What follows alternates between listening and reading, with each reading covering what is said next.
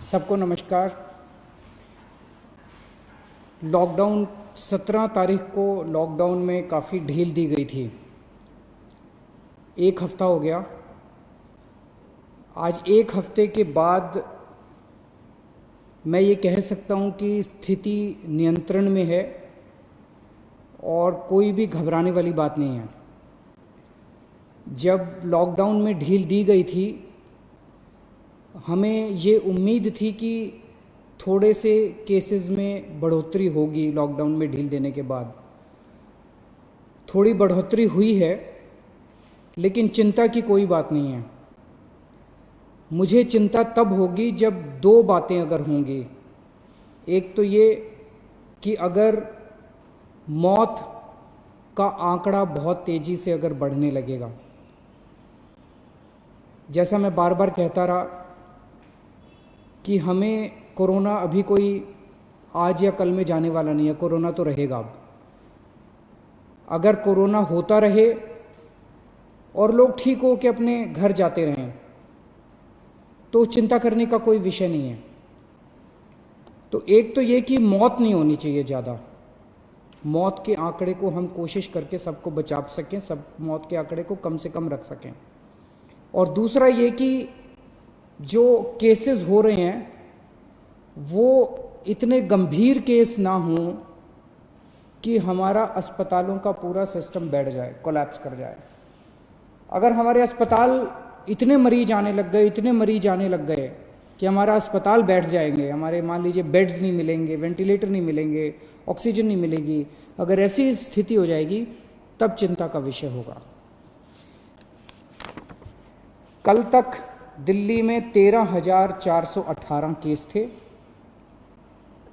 Total. अभी तक positive case 13,418 आए। इनमें से 6,540 ठीक हो गए और 6,617 अभी बीमार हैं। तो लगभग जितने ठीक हुए उतने ही बीमार हैं। लगभग 6,500 ठीक हो गए, 6,500 अभी बीमार हैं। मोटा मोटा 261 लोगों की मौत हो गई। आपके सामने मैं रखना चाहता हूं कि आज दिल्ली में अपने अस्पतालों का क्या स्टेटस है। जो कोरोना के अस्पताल हैं, कोरोना के जो सरकारी अस्पताल हैं, उनमें 3,829 बेड हैं टोटल। सरकारी अस्पतालों में 3,829 बेड हैं, जिनमें 3,164 बेड्स में ऑक्सीजन अवेलेबल है। मैं बार बार ऑक्सीजन इसलिए बोल रहा हूं क्योंकि कोरोना की कोई दवाई नहीं है। जिस पेशेंट को कोरोना हो जाता है उसको एक तो ऑक्सीजन की कमी हो जाती है और दूसरा उस ऑक्सीजन की कमी की वजह से उसकी सांसें तेज हो जाती हैं, रेस्पिरेशन रेट बढ़ जाता है, तो उसको ऑक्सीजन देनी पड़ती है। ऑक्सीजन सबसे क्रिटिकल है उस ऐसे पेशेंट के लिए। कोरोना के पेशेंट के लिए, जो सीवियर पेशेंट होते हैं कोरोना के, जो मामूली सिम्टम्स होते हैं उनको नहीं, जो सीवियर पेशेंट होते हैं कोरोना के, उनको ऑक्सीजन देने की ज़रूरत पड़ती है। 3,829 बेड सरकारी सिस्टम में हैं, उनमें से 3,164 बेड्स पे ऑक्सीजन है।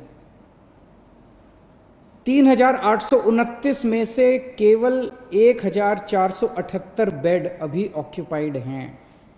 मोटे मोटे तौर पे अगर मैं कहूँ तो 4,000 बेड हैं, जिसमें से 1,500 बेड्स ऑक्यूपाइड हैं। 2,500 बेड्स अभी खाली हैं सरकार में। 1,500 बेड्स ऑक्यूपाइड है, 2,500 बेड अभी खाली हैं। सरकार के पास 250 वेंटिलेटर हैं, उनमें से केवल 11 वेंटिलेटर अभी यूज़ हो रहे हैं। लगभग 240 वेंटिलेटर खाली हैं, तो अभी घबराने की कोई बात नहीं है। प्राइवेट में 677 टोटल बेड हैं, उनमें से 509 भर चुके हैं। कई लोग प्राइवेट में अपना इलाज कराना पसंद करते हैं, सबकी अपनी अपनी इच्छा है। 677 में से 509 भर चुके हैं, तो केवल 150 पौने 200 बेड्स बचे हैं प्राइवेट में। इसीलिए कल सरकार ने ऑर्डर जारी करके दिल्ली के 117 प्राइवेट अस्पतालों में ऑर्डर जारी कर दिए कि 20% उनको अपने बेड कोरोना के लिए रखने पड़ेंगे। तो इससे प्राइवेट सेक्टर के अंदर जो प्राइवेट अस्पताल हैं उनके अंदर लगभग 2000 नए बेड्स आज से अवेलेबल हो गए हैं। अभी तक 677 बेड थे, अब 2000 एक्स्ट्रा बेड प्राइवेट सेक्टर में अवेलेबल है। तो प्राइवेट में अगर कोई अपना इलाज कराना चाहता है, ज़रूरी नहीं है, जैसा मैंने कहा कि सरकार में 2500 बेड खाली हैं, लेकिन अगर फिर भी कोई अपना प्राइवेट में इलाज कराना चाहता है तो आज से 2000 और बेड प्राइवेट सेक्टर के अंदर अवेलेबल हो जाएंगे। आज प्राइवेट सेक्टर के अंदर 72 वेंटिलेटर अवेलेबल हैं, जिसमें से केवल 15 वेंटिलेटर यूज़ हो रहे हैं। तो मोटे मोटे तौर पे आज की डेट में प्राइवेट और सरकार मिला के 4500 बेड्स हैं, जिसमें से लगभग 2000 बेड्स इस्तेमाल हो रहे हैं, 2500 बेड्स अभी भी खाली हैं। आपकी जानकारी के लिए बता दूं कि मोस्टली केस जो कोरोना के अभी आ रहे हैं वो माइल्ड हैं, थोड़ा सा बुखार है, थोड़ी सी खांसी है, या कईयों को तो कुछ भी नहीं है, पता ही नहीं चलता उनको कि कोरोना है। वो तो टेस्ट करा तो पता चला कि कोरोना है, कोई सिम्टम नहीं है। अधिकतर केस ऐसे आ रहे हैं जिनको फिर अस्पताल में एडमिट करने की ज़रूरत नहीं होती, उनको हम घर पे ही रखते हैं।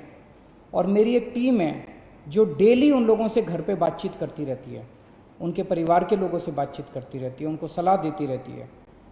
ये नज़र रखते रहते हैं हम लोग कि कहीं अगर वो बढ़ गया उनका कोरोना तो उनको फिर अस्पताल में शिफ्ट कर देंगे।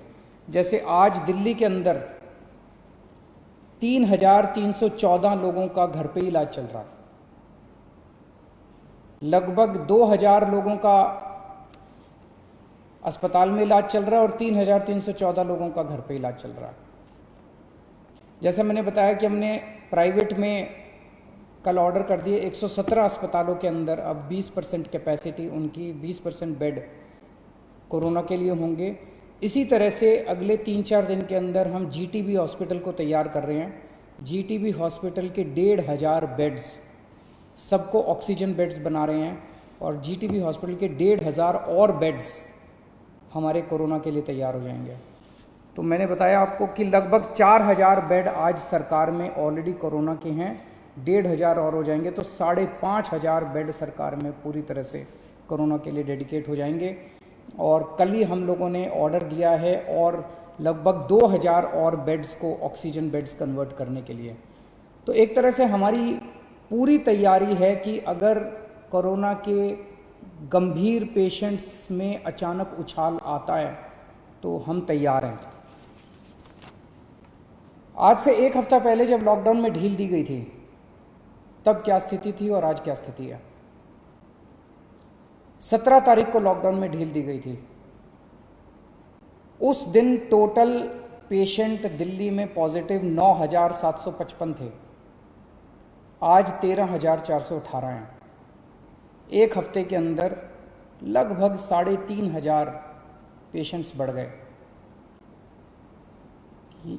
इसी के साथ साथ एक हफ्ते के अंदर 2500 लोग ठीक होकर घर चले गए।